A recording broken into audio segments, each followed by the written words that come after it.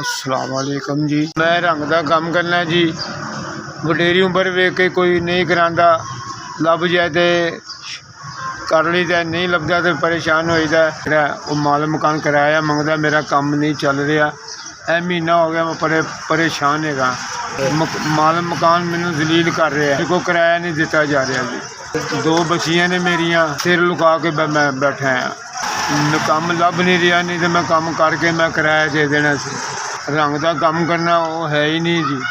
सारी सारी दिहाड़ी अड्डे तो बैठ के आ जाइए वापस, काम नहीं मिल रहा जी।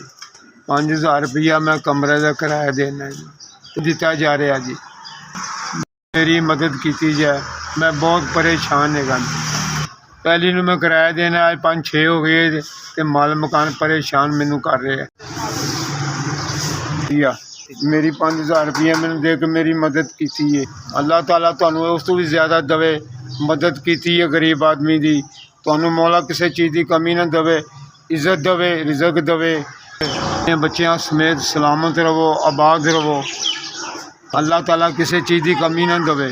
रब झोलियाँ भर के रब रिजक दवे, तुहाडी इज्जत वधावे। अल्लाह कमी ना किसी चीज़ की आवे। मैनू 5000 रुपया दे के मेरा बड़ी हमदर्दी की है मेरे नाल।